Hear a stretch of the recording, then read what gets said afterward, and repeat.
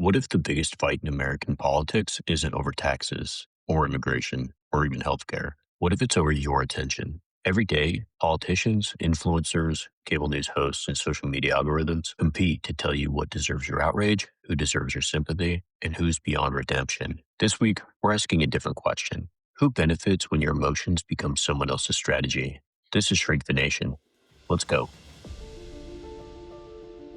This is Shrink the Nation, a podcast for thoughtful, informed adults, preferably holding a drink and definitely holding a thought. The views expressed here are ours alone. They do not represent our employers, institutions, licensing boards, government agencies, bourbon distilleries, or most emphatically, our families. They've been very clear about that. This show is for education and entertainment only. Nothing you hear is medical, psychiatric, legal, or professional advice. We're clinicians, not your clinicians. If something we say stirs you up, that's not a crisis, that's a journal entry, or an email sent politely. We're here to challenge ideas, not diagnose strangers on the internet. And if you are in real distress, please reach out to a professional who can actually help you.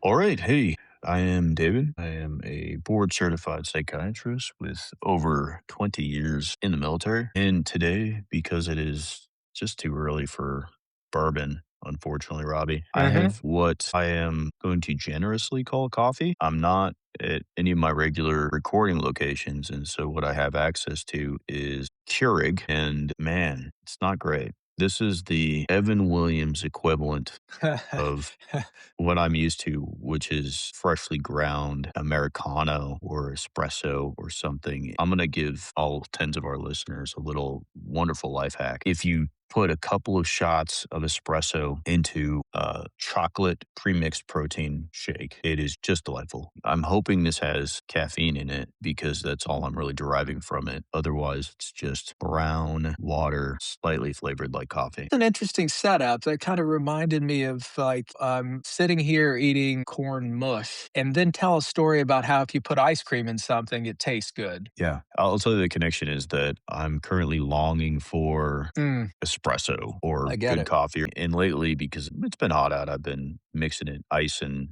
protein shake. It's just been good. And it looks really good in the Shrink the Nation hand glass that we have. Oh, yeah. It looks cool when you put the espresso in and Yeah. ice and then you pour in the protein shake. It Yeah. just looks cool the way that it mixes. So I'm missing that right now. Yeah. It's Rob, board certified psychiatrist, a lot of experience in the military, coming to you in a full-fledged civilian capacity. I am also drinking coffee this morning because while it's not quite as early as it is for David, we already established that if you put bourbon in your coffee, that was called alcoholism.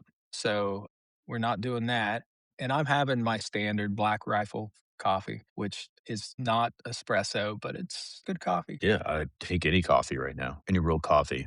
Freeze dried, whatever the hell that is, negative. Sanka. You're at grandma's house drinking Sanka. Basically, yeah, that's what it feels like. All right. Today's episode is brought to you by Robby's Colonel Concierge. Have you ever wanted to feel like a full bird colonel without all the promotions, deployments, or responsibility? Now you can. With Robby's Colonel Concierge, we'll create the authentic senior officer experience right in your own home. Our concierge package includes someone carrying your coffee while calling you sir, a retired lieutenant colonel nodding enthusiastically every time you speak, 3 PowerPoint presentations you don't have to read, a reserved parking sign for your driveway, and an assistant whose sole responsibility is saying, "Great point, sir," every 7 minutes. Upgrade to the Executive Robbie experience and we'll even schedule fake meetings on your calendar so your spouse thinks you're busy. For an additional fee, we'll teach you how to answer every question with, "That's a second order effect," or "Let's take that offline." Or finally, we'll form a working group. Robbie's Colonel Concierge.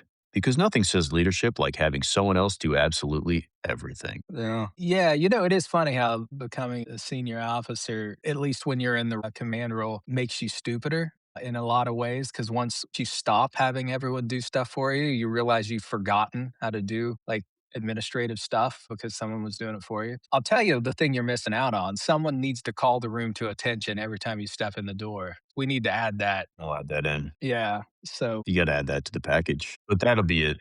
the first time that happens, you feel like that was kind of cool. And, about the fifth time it happens, it's just a hassle. All right. Don't As you were at ease. Don't, yeah, but don't fucking lie. you know that when they don't do it, you're like, motherfuckers. You're the guy who's like, no, no, no, come on, that's not necessary. And then when they That's not stop, true. you're like, these fuckers. That's not true. I had a standing rule. We're going to do it one time in a day, and then we're done because But it's if they didn't do it, you're like, you sons of bitches, all sons of right. bitches. Are Right. hallways not rooms now? Maybe a little. Yeah. So, No, you know it's true because whenever you walk into a room, if you're not getting called to attention, they just stand up. Anybody who you outrank is supposed to just at least stand up. And if you don't do it, you might, you're like, man, okay, no, no, no, sit down, sit down, sit down before they can even stand up. But if they don't do it, you're like, you fuck, you fuck. No decorum here. There's no decorum. You know that's true. We've all I'd experienced it. tell them stories about when I was a young soldier. Yeah. Anyway.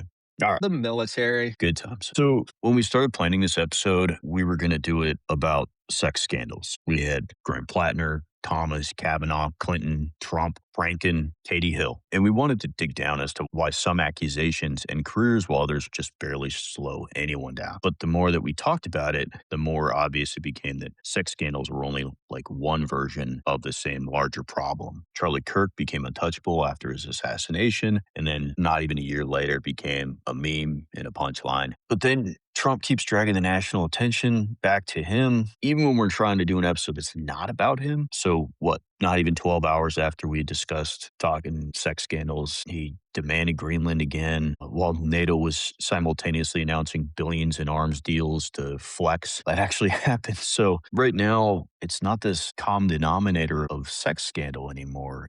It's moral attention, Robbie. So, that's what we're going to talk about today. Yeah, it does end up being a more fascinating topic. Sex scandals are common. And, I go back through my life. The only thing that's changed about them is not so much the frequency, it's the impact. I think of Gary Hart and his failed run for the presidency over having an affair. And now that doesn't even necessarily register on anyone's moral outrage scale. So, yeah, moral attention. So, how does America decide what moral emergency we're having this week? And we kind of approach it like news agencies approach coverage of missing airplanes. It's like wall to wall coverage until some other tragedy happens. That's how we do it. A part of it's the news cycle. It moves so quickly and we move on to the next moral outrage thing. But it does end up being an interesting psychological topic. Why is it that we care so much when we're talking about somebody else's sex life or just any of these scandals that are occurring? What is it that gets us so attached to them that it becomes that big thing? At least my sense of it. Usually, when I'm thinking about these things, I usually start with evolutionary psychology. When I'm building some kind of mental model for something, I start there. We're really designed for, at best, small tribe living. And yeah, we're far removed from small tribe living, but our development as a species was established for small tribe living. And in small tribe living, survival requires something different. So we really are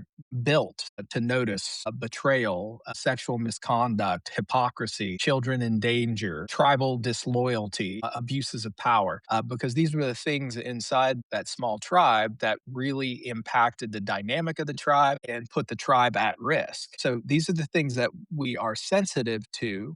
The challenge where we sit in time and space right now is that the scope of that has changed. And what once was adaptive, now there is so much moral attention seeking that it challenges us. So our nervous systems evolved for like village level threat detection. The internet gave our nervous systems a national security clearance with TikTok. It's so much information, so much moral outrage, so many things that would have historically grabbed our attention that it has again become more challenging to sort through what's actually morally outraging and what's actually relevant to us. Much of these things aren't actually terribly relevant to us. Yeah, that makes sense. What you're saying is that the issues that we're seeing now is kind of based upon the fact that we are designed to notice these particular things when they occur, but typically when those things would occur was in such a small group and they were infrequent, but we still respond to them in the same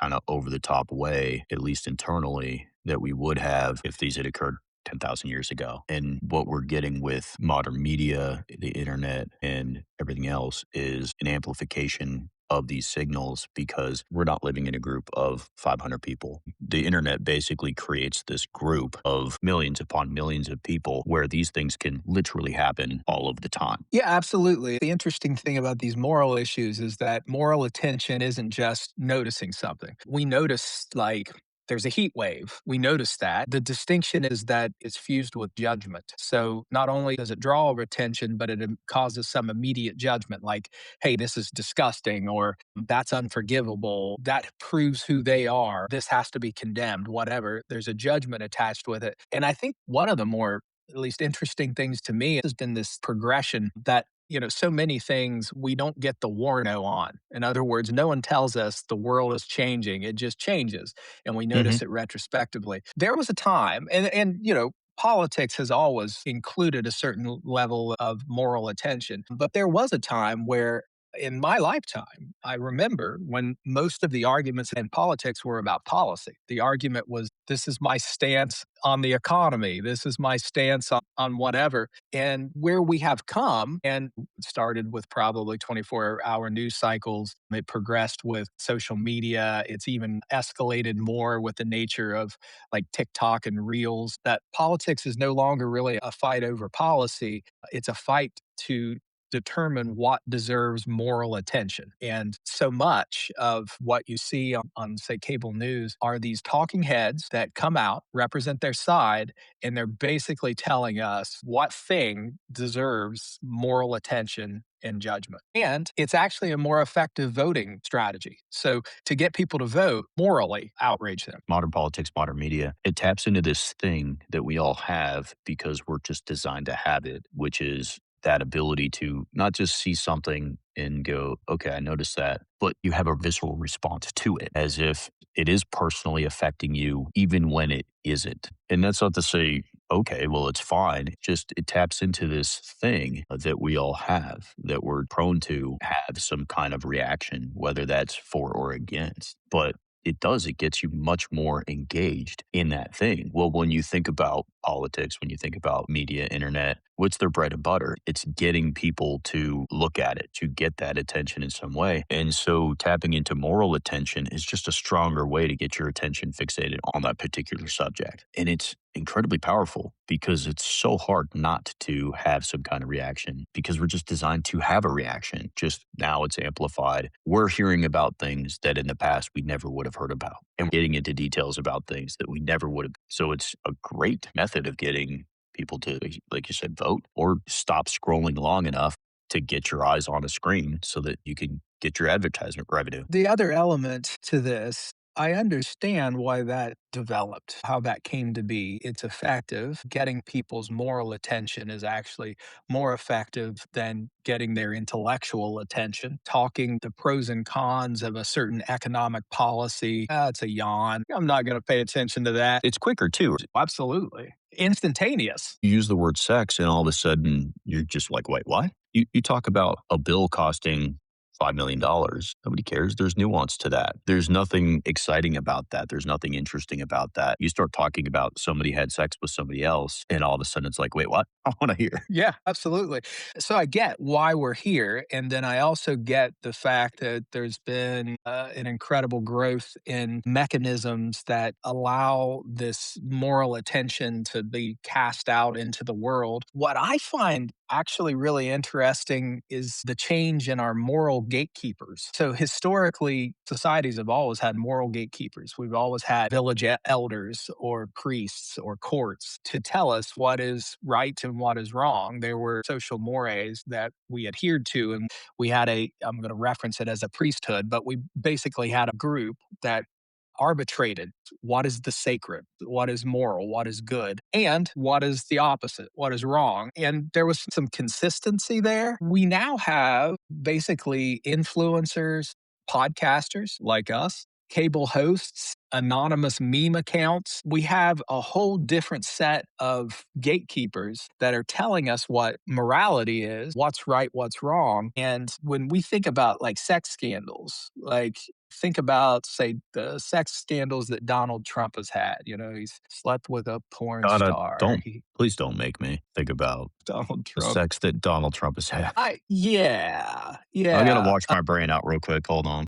Yeah, use some of that Clorox he advised we all inject in ourselves to kill COVID. It'll scrub your brain too. It'll kill COVID, scrub your brain, and kill you. So, That does effectively get rid of the COVID, though. yeah, killing two birds with one stone. And COVID absolutely will die if you're dead. So, That's what I'm saying. Yeah, yeah, gets rid of it. it's a success criteria. So, Problem solved. but you take his scandals, and if we just took his name off of it and we just said, here's the scandal. Married man slept with a porn star while his wife was pregnant with their child. A man assaults a woman in a clothing store dressing room. No name, just the story. A man sexts another woman while he's married. A man shows up drunk at a girlfriend's house and forcibly has sex with her. Here's the stories. Which ones are going to gain our attention and why? And it's clearly not just the details, it's not just the act. There's another element to it in which our politicians, our influencers, our podcasts, our cable hosts end up shaping it in such a way that one catches, one ends a career, and one's barely a road bump. That's a really good point because if you strip out the names, who it is, and you just hear the words, I mean, I can't help but going through my mind is like, yep, yeah, that definitely has happened. Probably all the time. Might be happening right now. And it really doesn't trigger much. Not to say that you're like, oh, I'm okay with that. Because if it was somebody that you knew, all of a sudden you're interested, right? If it's your best friend Steve who is sexting another woman while married, you're like, oh man, that's not great. But if you just hear it otherwise Yeah, as a married man sex a woman, you're like, okay, that's probably happening all the time. Why do I care? right. If it's Steve, you call Steve and you say, Steve, what the fuck, What man? the fuck, Steve? Come on, man. Cindy's a great girl. What the hell's going on? You're better than this, Steve. They're better than that. Bush League, Steve. This is Come on. fucking Bush League. It is. So you're absolutely right. And sociologists would end up calling this new class, this new priesthood, if you will, this new group who have taken on the responsibility. I use responsibility with a massive smile on my face because there was a time when, say, being part of the priesthood was a responsibility and deeming what is moral, what is immoral also came with a responsibility to be moral. You could not be a priest, you could, but you couldn't be a priest, particularly in a small tribal environment, a small group. You could not be a priest that told people what was moral and then act contrary to that. In today's world, you can be, well, History yeah, is history is littered, absolutely littered with not that. And hypocrisy. I don't even well, Yeah, and I don't even mean in today's world. I mean yeah, throughout history, absolutely. the medicine men, the clergy of groups, the spiritual healers were famously doing things that would Well, be there's considered examples. immoral. There's a lot of examples. There are a Go lot of examples, Go but read hold Robin on. Wright's The Evolution of God, and the That's a examples are lovely rife. book. It is a Yeah, yeah. lovely book, but No, no, I absolutely agree. There's lots of examples of abuse of power. But as it turns out, abuse of power is another thing that we're sensitive to. So it does usually catch up with these people eventually. There is a difference now, though. And I would argue that by the numbers, by the raw percentages, these individuals who were tasked with or who took on the responsibility to be the moral gatekeepers, by and large, probably were not hypocrites. There are famous examples of hypocrisy, but by and large, they had to walk the walk in order to maintain their role, and they did. But in today's world, we have moral entrepreneurs. They're really not taking on the responsibility of gatekeeping morality. They are profiting from it. And they are also in a position in which they are not held accountable to the same standards that they're setting. So it is unique. It is different. When you are sitting at home posting anonymous memes that basically are establishing what our morality is, that's radically different than when you are the priest who gives the sermon saying this is right, this is wrong, and then through the rest of the week you have to live that. yeah. No, you're right, and there is something to be said about the fact that moral entrepreneurs do identify real harms. They can, but they can also sometimes exploit the real harms. And in politics, oftentimes it's both, especially if you're a partisan moral entrepreneur. The goal being to weaponize moral harm when it is found within the out group, and then to protect the in group when moral harm has been identified. That's the question. When does public outrage clarify a moral boundary versus when does it merely identify the tribe? Usually when it's the other guy.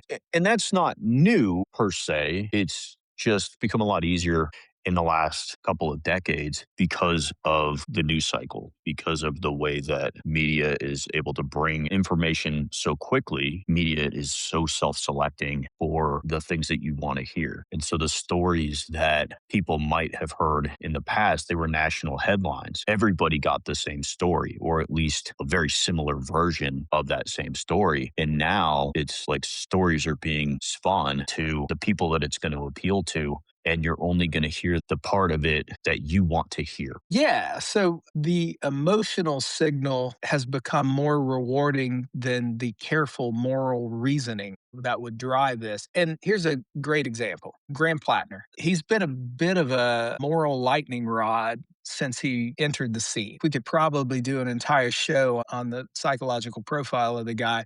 Things such as some of his behaviors, some of the things that he's said in his life, his Nazi tattoo, all those things, particularly in the context of a man who also served his nation honorably in combat as a Marine, who speaks quite eloquently and intelligently, is very well read, has an intellectual underpinning for his populist beliefs, and he can talk to it. He is an utter expert on like FDR. It's stunning the things that he can pull from history that supports his populist view. So he creates an incredibly complex moral picture. However, he ended up crossing a line, and that line is rape. I'm anti Nazi, anti rape, and anti murder. So he crossed that line, and maybe he crossed it twice because he's got a Nazi tattoo and engaged in rape. 2 out of 3 ain't bad. Meatloaf taught us that. Let's be clear that he got a pass on the Nazi tattoo. He did. He And did. if anything, you find yourself going, well, he was just a kid. Kid. He was, as the other Kid. Marines were getting the same tattoo. He probably didn't know what it meant. He got the tattoo. He Right. apologized. He said, I'm embarrassed by it. I assume he got it removed. We're good with the Nazi tattoo. But then we turn around at the same time and go, well, Pete Hegseth has this Nazi tattoo and he's not apologizing for it. And he isn't covering it up or getting it removed. And fuck that guy. Therein lies the thing I was actually driving at. You just nailed it. So, what I have watched in this process is that the moral outrage that the MAGA tribe was trying to gin up about this guy, if you're just listening to them, it was so clear cut. It was such a black and white moral issue, except for the fact that on their side, we've got Pete Hegseth's white power tattoos. We've got Donald Trump's sex scandals that are equal, if not slightly worse in some ways, although we're getting to that point where you're like, how do you balance bad shit's bad? But with a straight face, they would condemn Plattner. And when those questions were posed to them about the others, they would deflect and not touch it, so that the soundbite was just a condemnation of Plattner. And then the internet takes over from there. Off it goes. And what you hear about is Plattner's a rapist that has Nazi tattoos.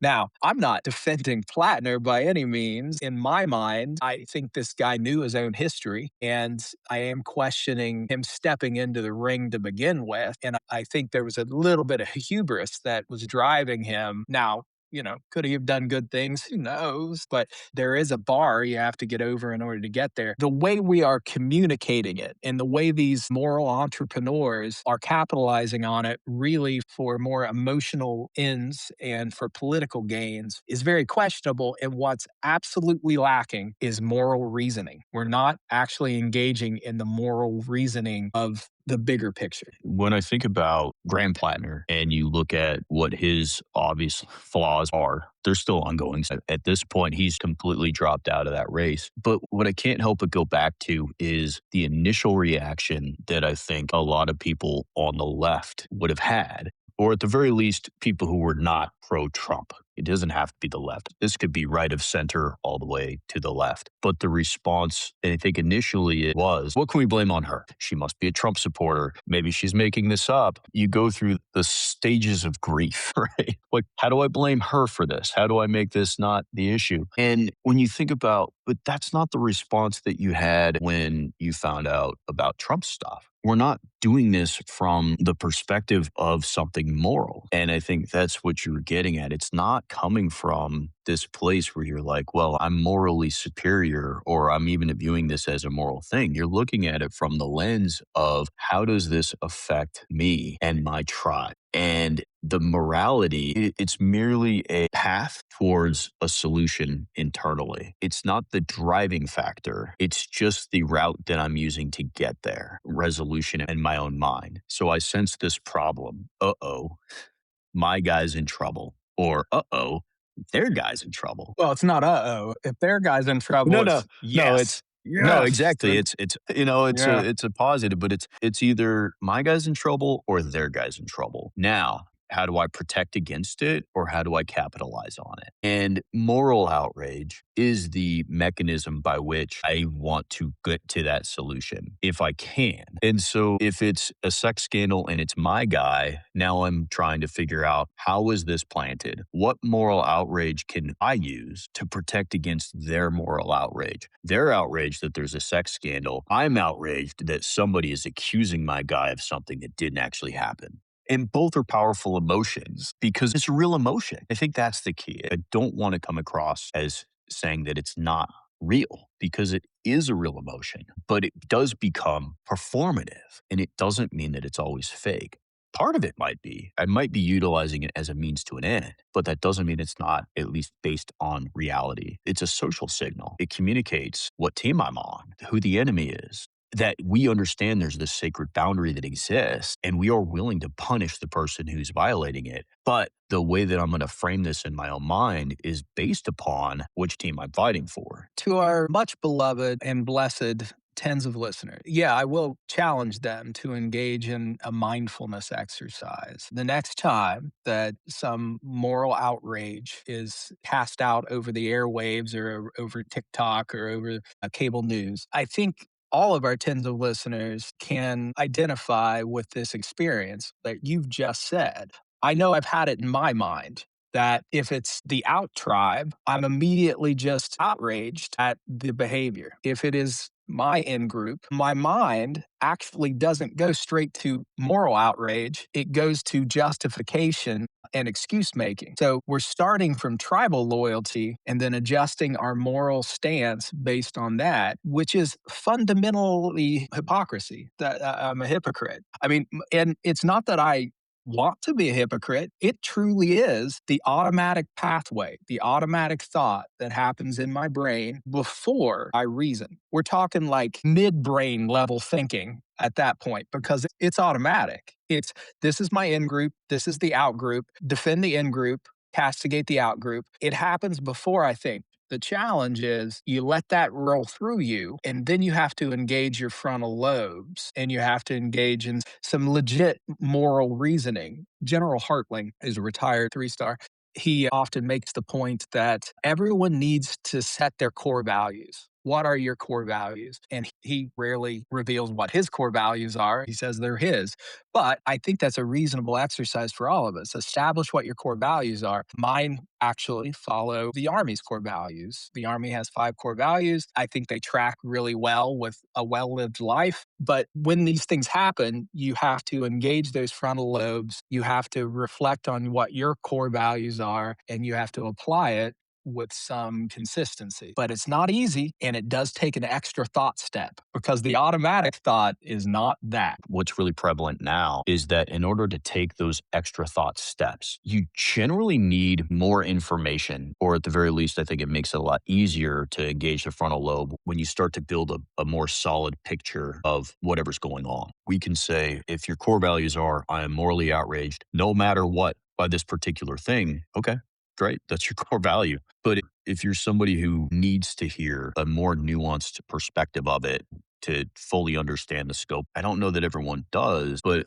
for myself, I've spent enough time with you to understand the value of the devil's advocate position and most things, and to understand that there are generally two sides to every story, if not more. I personally like to hear both sides because what I find is that the truth lies somewhere in the middle of that before I want to fully engage moral outrage. Now, that's not to say that I don't have my initial reaction, and I'm human like anybody else who might be listening to this, I hope, or the dogs that are sitting in somebody's apartment as this is just playing in the background as noise. I'm sure that's at least fives of our tens of listeners is Exactly. background noise for their pets. But once you hear the details, now you have a more clear picture. But what I think is more prevalent today is that you never actually get to hear both sides because of the news cycle, because of the way media works, because of our own echo chambers within social media, is that we only hear the one perspective. And so that engages that moral outrage so quickly with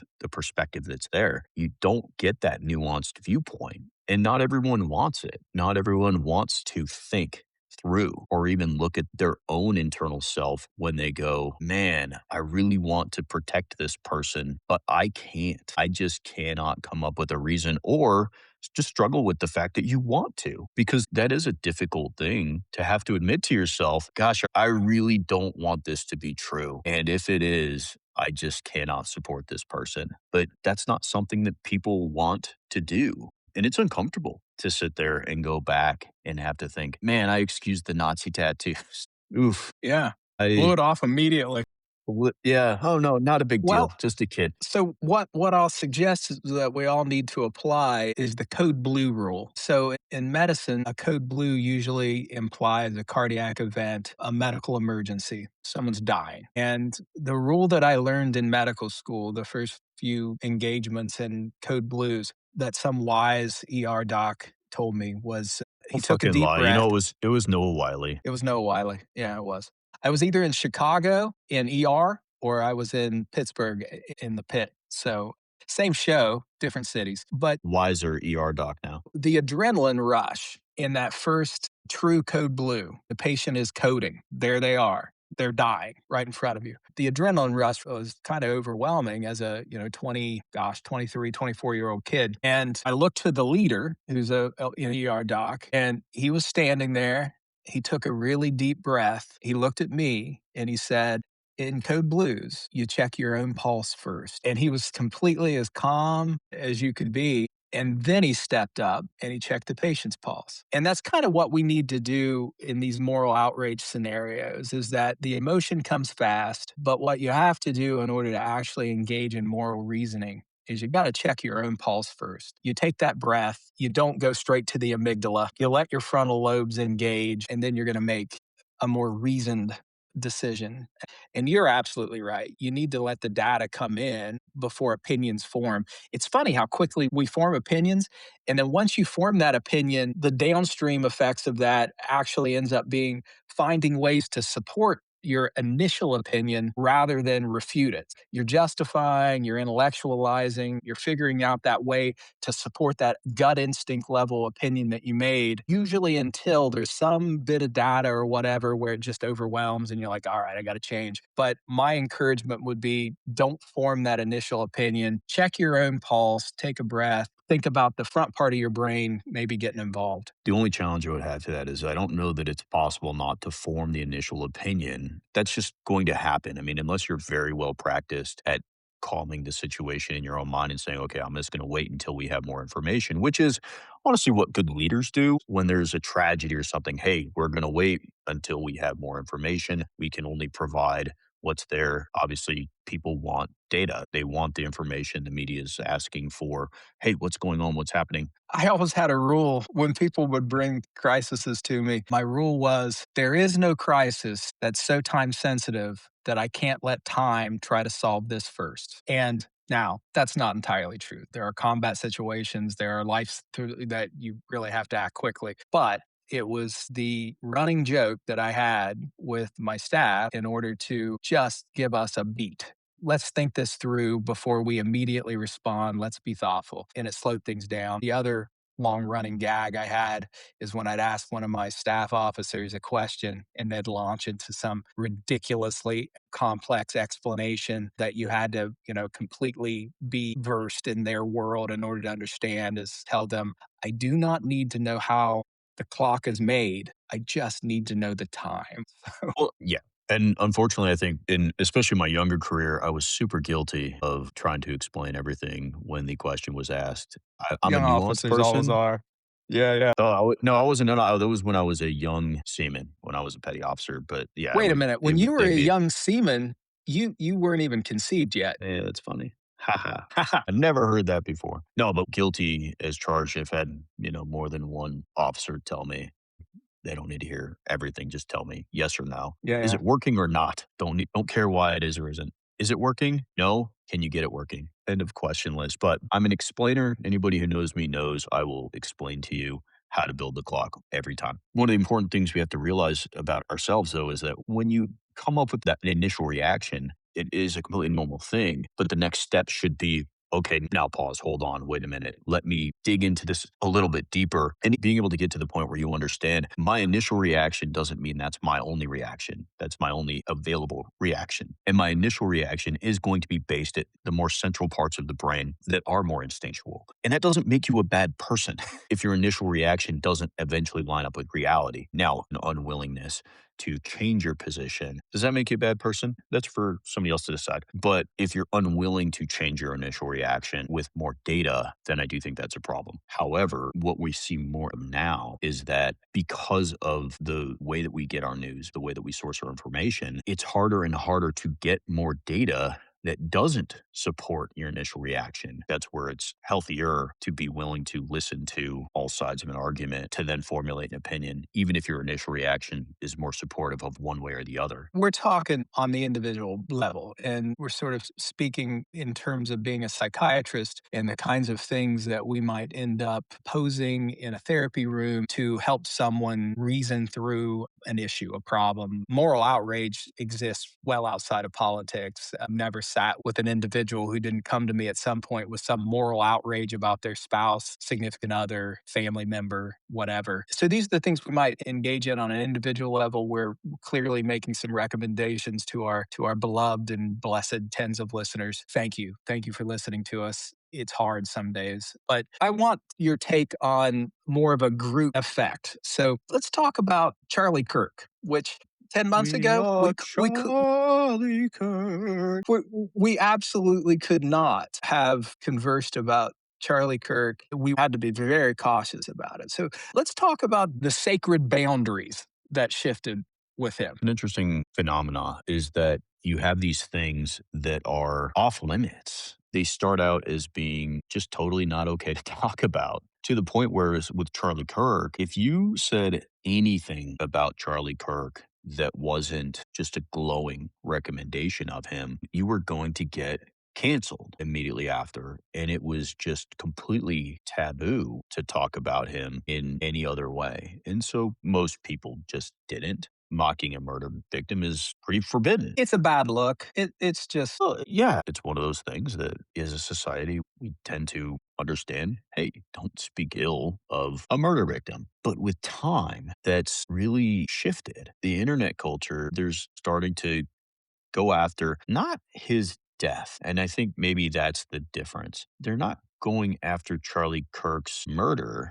What they're doing now is mocking his political brand now that that mourning period has lapsed. I have a slightly different take on that, actually, because Please do, yeah. what I think they're mocking is the enforced reverence. And yes, it's coming through as his brand, but there was a death. There was a sacred boundary that was established. That sacred boundary then had this enforced reverence. I mean, to an extreme. Like if you posted on social media anything other than some tribute to his memory, like 900 people lost their jobs. So there was this enforced reverence. And what usually comes from enforced reverence is resentment. That resentment started to build. And then there was the decay of the taboo to talk about him. And then via memes, basically desecration.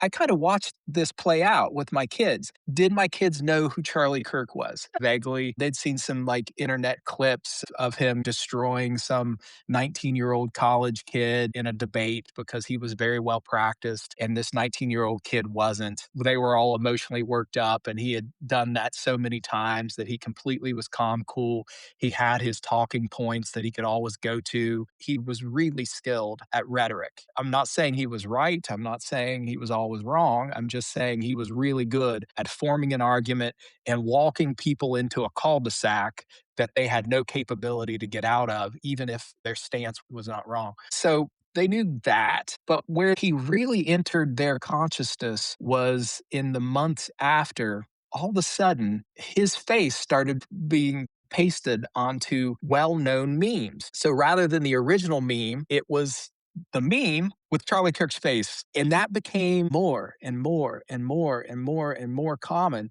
That's where the taboo became decay via memes. The memes desecrated the taboo. And I don't think necessarily they care about his brand. And just talking from what I've heard from my kids and talking to my kids, they don't give a damn about the brand. Well, my older one does. He likes to debate politics, but there was a resentment that we had to treat this as sacred. And that's where we ended up. And it's fascinating. It's fascinating. And nobody gives a shit now. There's no moral outrage about it. Part of it is the forced reverence, where it's all of a sudden, no matter what your political stance is, no matter what your beliefs were, if you were to say anything about him, then you were wrong, you were bad, even if it wasn't a denigration of him, but a denigration of his beliefs and the things that he said.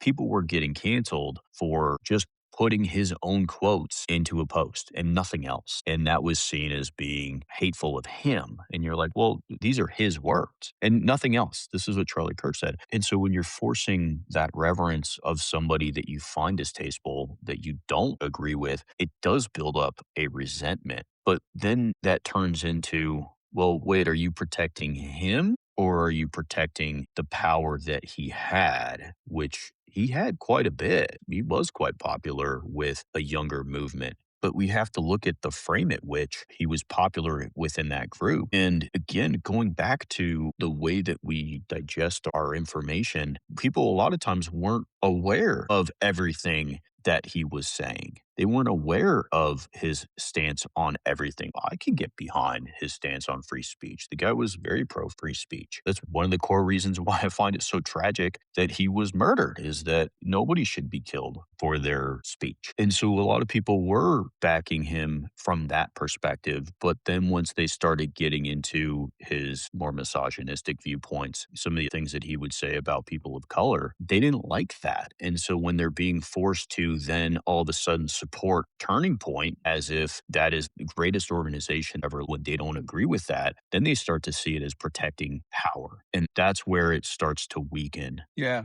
And that's where the internet tends to not be kind. When people start to feel like they're being used, it's no longer protective. Now it's, you're using me, fuck you. And here's a silly meme that's going to really drive that home. Right. Absolutely. Taboos tend to be strongest when they're protecting human dignity. They weaken when people start to believe it's protecting power. And that's what happens. So the argument really wasn't what happened. The argument is, what are we allowed to feel about it? And when the sense was, we're just not allowed to feel anything other than what power is telling us we have to feel, then the memes come out. And, they're ridiculous. And that's maybe one of the strengths of the internet, maybe one of its weaknesses. One of the things that actually boggles my mind is that these internet things rarely have any kind of intellectual sense. They're ridiculous. There's some internal logic that my kids understand. I don't. I don't get it more often than not. I can't tell you how many times they show something to me and they are cracking up and I'm like, well, I don't get it. I don't. What's funny? And then I they get have to that. tell me eight other memes that this is a meme that is paying homage to eight other memes, and somehow that makes it funny. And I'm like, all right, I missed the plot. I just missed it. Yeah, that is a ridiculously relatable thing you just said. My brother-in-law is all of 19 years old and he does the same thing to me all the time. And I'm like, I have no idea, man. Can't you just show me like a video of somebody getting kicked in the nuts or something? I mean, that's what my generation Exactly. liked. Just America's Epic Funniest Home fails. Videos. And we're Just just, yeah, yeah, just show me somebody dropping off their skateboard onto a pipe. right. That's the funny I get. So the thing that I think kind of ties us all together, because I don't know that it's just about sex scandals. It's not just about assassinations. It's that politics starts to feel really existential. And why is it that it's totally fine for Donald Trump to have all of these sex scandals, but it's so not okay for Graham Plattner to have his sex scandal? And it's not a, well, because Democrats are morally superior to Republicans or Republicans are morally superior to Democrats. It's not that, because it goes back and forth. We could give examples from both sides over the last 30 years. I think it does maybe shift a little bit in which side is willing to tolerate, but that has, I think, more to do with something else than who is morally superior. Well, and ironically, Donald Trump's sex scandals are what makes Graham Plattner's sex scandals utterly unacceptable. And what I mean by that is they have featured so prominently in this recurrent narrative on one tribe about his moral failings that they have established a stance in which they really can't look at themselves in the mirror and not take Graham Plattner seriously. And this is the moral relativity here. It's not that we're comparing these scandals. What we're comparing is the tribe's stance. And this was for political reasons, where they have set their moral stance and then they have to be internally consistent. Now, interestingly, there's always going to be that process in which we're not necessarily defending the candidate, we're defending what we believe the candidate stands between us and losing. So that's really what they were defending. They don't want to lose. They want the Senate back or whatever. But they had established such a strong stance against Trump's behaviors. And in this case, I mean, morally, we're speaking about the moral grounds. They're on the side of right. We're anti rape. Here at Shrink the Nation, we're going to take the strong, brave, personal courage really is coming into play here. We're going to take the stance that we're anti rape, anti Nazi, and anti murder. That is going to be our stance. And if somebody who we support turns out to be a Nazi, a rapist, or a murderer, gosh, we can't, we've got the t shirts. We can't support them now. So the Nazis, the rapists, and the murderers have now hemmed us in, and we have to apply that. Well, we might have hemmed ourselves in, but you can get the I'm anti-Nazi, anti-rape, anti-murder, call me old-fashioned shirt at our website, You can.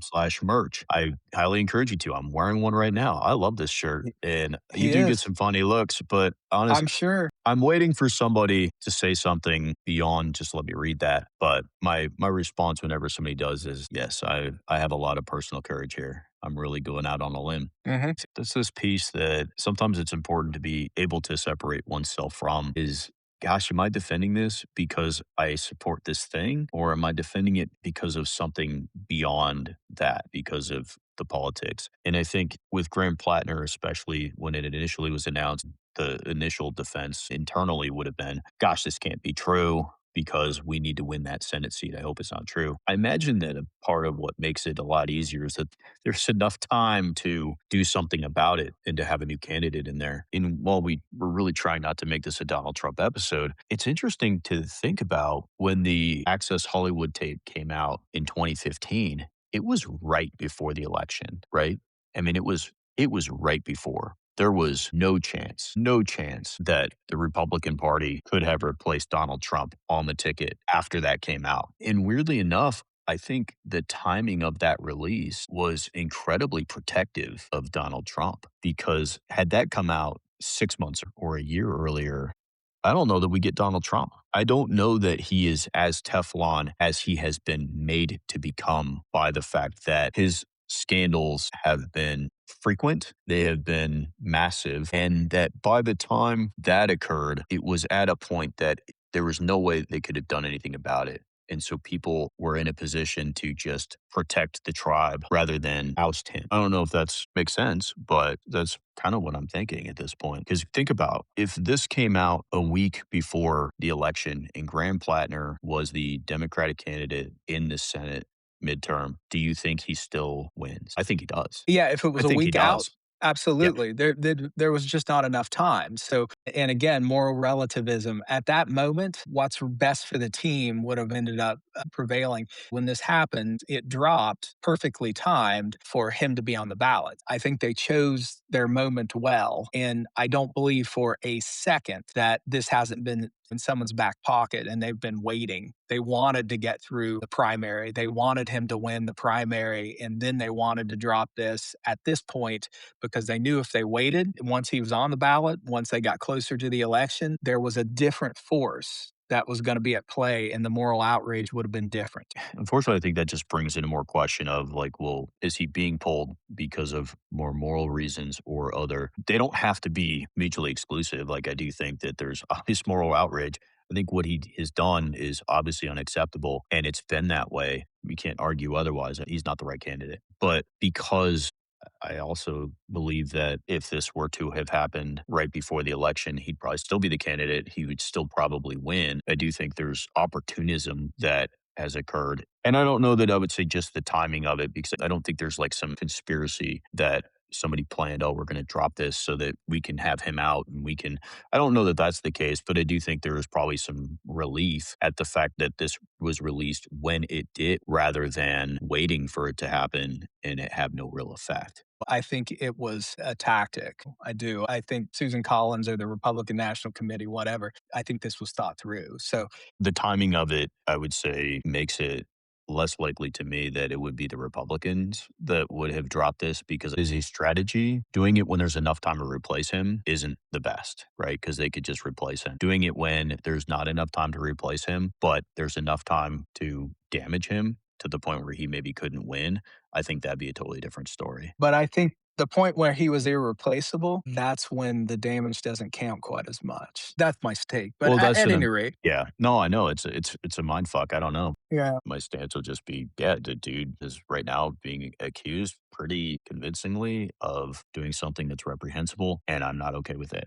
So, regardless of who released that information or their timing of it, would it have been nice to have heard it earlier? Probably. Should they have vetted him a lot better? Yeah, definitely. Who's at fault? Well, he is. He knew what happened. He should not have run. And perhaps that's a lesson for a lot of people, and maybe a lot of reasons why people don't want to get into politics in the first place is because, man, Absolutely. your skeletons are coming out of the closet, my friend. So good luck. I've lived a moderately clean life, but there is no way I would put myself up for that kind of scrutiny. All right. No way. All right. I have a prescription. We must develop the habit of moral reversal. Whenever we encounter a politically outrageous act, accusation, scandal, or statement, we must pause before joining the stampede and ask, if this were my side's person, would I still be this certain? Then ask the harder question, which is, if this were the other side's person, would I suddenly require less evidence, less context, and no due process whatsoever? If the answer changes with the jersey, we're not applying a principle, we're protecting a tribe. So my prescription is for everyone to be suspicious of anyone who tells you exactly who you're supposed to hate this week, especially if they make a living doing it. All right. So I think we pretty much covered this topic as much as we're going to at this point, Robbie, but just want to throw a little shout out. So if you've ever listened to an episode and thought, okay, now what? Well, we've got an answer. So head over to shrinkthenation.com and check out our new Civic Desk. It'll help you find your elected representatives and even draft thoughtful, issue specific letters you can edit and send yourself. There's no spam, no form letters. It's just a little bit easier to participate in the civic process. So while you're there, you can also join our tens of listeners completely free. Create an account with just your email, and what you'll end up doing is you'll unlock expanded episode notes, our entire archive of Dr. Bojangles and our STN webcomic, and you'll get access to the tools like the Civic Desk, which helps you draft those letters. So if you actually want emails from us, you can also sign up separately for our newsletter. It comes out every Friday, totally optional. It's not going to emotionally manipulate you into opening it. You just have that option. So if you want to be one of our tens of listeners, head to shrinkthenation.com, click on sign up. But turns out democracy works a little bit better when people do more than just yell into their phones. Or into a podcast. All right. Check yourself before you wreck yourself. I got it. Exactly. All right. Well, I think that's it for this week. Go hit subscribe, like, share with a friend, go to our website, check it out. And that's it. So I'm going to cue up this music and we are out.